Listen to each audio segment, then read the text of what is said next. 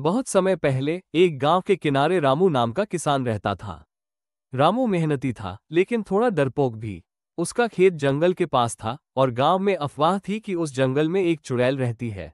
लोग कहते थे कि जो भी रात में वहां जाता है वापस नहीं आता। रामू इन बातों पर ज्यादा ध्यान नहीं देता था, क्योंकि उसे अपने खेत की फसल का ख्याल था। लेकिन एक दिन जब वो देर शाम तक खेत में काम कर रहा था, तभी अंधेरा छा गया और हल्की हल्की हवा चलने लगी। रामू ने सोचा, चलो जल्दी घर चलूं।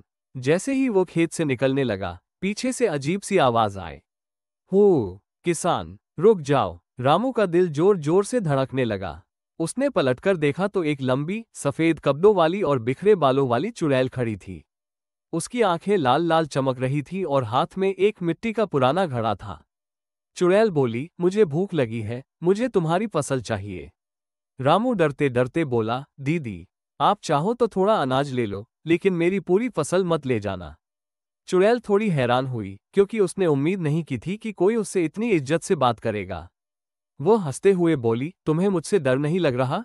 रामू ने कहा, डर तो लग रहा है, लेकिन डर से ज्यादा मुझे अपने खेत का प्यार है। चुड़ैल ने थोड़ी देर सोचा और बोली, ठीक है, मैं तुम्हारी फसल नहीं लूंगी, लेकिन बदले में तुम मुझे हर साल अपनी पहली फसल का थोड़ा हिस्सा दोगे। रामू मान गया और उसने अपनी बोरी में से गेहूं के कुछ दाने चुड़ैल को दे दिए। उस दिन के बाद जब भी रामू पहली फसल काटता, वो जंगल के किनारे थोड़ी सी अनाज की पोटली रख देता। गांव वालों ने देखा कि रामू की फसल हर साल पहले से ज्यादा अच्छी होती जा रही है। एक दिन गांव का लालची बनिया ये बात जान गया। उसने सोचा, अगर मैं पूरी फसल चुड़ैल को दे दूं, तो शायद वो मुझे सोना दे दे। वो रात में बोरी भर अनाज लेकर जंगल गया और चुड़ैल को बुलाया। चुड़ैल आई और बोली, इतना सारा अनाज क्यों लाए हो? बनिया बोला, ताकि तुम मुझे बदले में अमीर बना दो।